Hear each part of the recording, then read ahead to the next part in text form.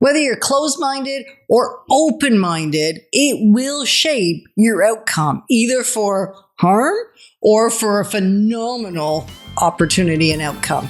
Moving forward with the Dekker team. Moving forward together with the Dekker team. We are pretty delighted that we've been able to create for you free access to like a lot of shows, over 700 of them.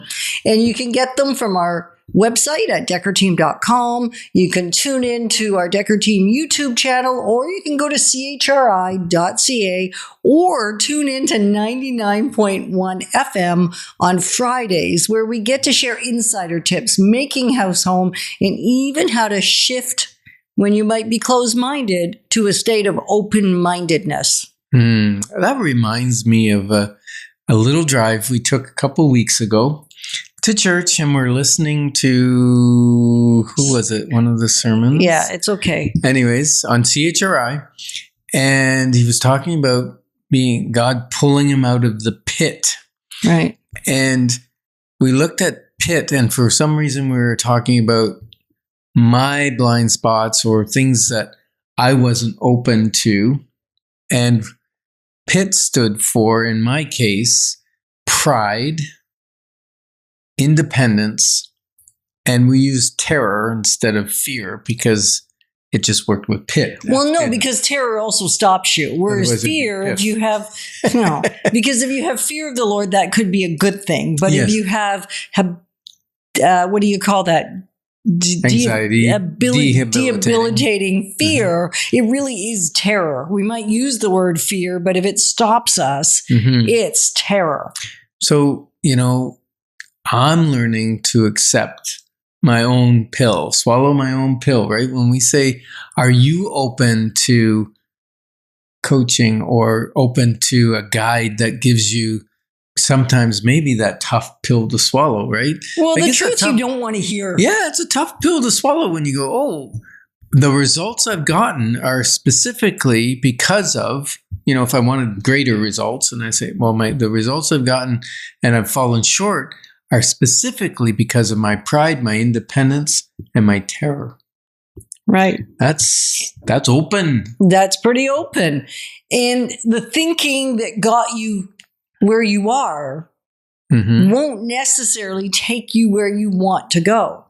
Yeah. And I've learned a long time ago that your life will only grow to the extent that you do, or that I do. If I want to make it personal, my life will only grow to the extent that I do.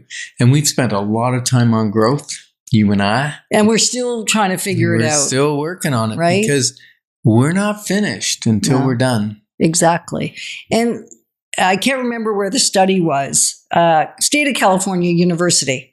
And what they discovered is that 47% of people, so almost half the population, that identify as growth-oriented, willing to shift their mindset, open, basically open, are 50, like those people are 50% more likely to accomplish a goal that they have in the next 1 to 3 years. Yeah, and not just versus those that are closed-minded. No, like the big goals. Big life goals, major life goals in 3 years. I know. Because they're open to learning, open to other perspectives, and open to not being stuck in.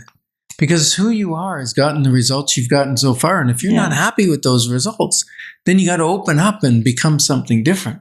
Right. And even when we're looking at sellers, if the expectations don't align with what you want to hear, and we've been saying this in this whole segment because the person receiving the information is at least as responsible to take it in as the person delivering the information. This is that risky show where we challenge your thinking. Are you willing to hear what the market is telling you? Are you willing to read the relevant data and decide that maybe what you wanted to believe or what was true at some point or what will be true down the road?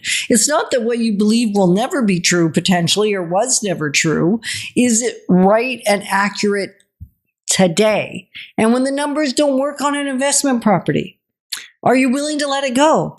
Yeah. Or Well, and it's learning to judge an investment property by the numbers and the delayed maintenance or maintenance that's coming up and the projections on rent increases and things like that, as opposed to buying instinct or I like it or I don't like it because I wouldn't live there. Well, you're not going to live there. You're renting it.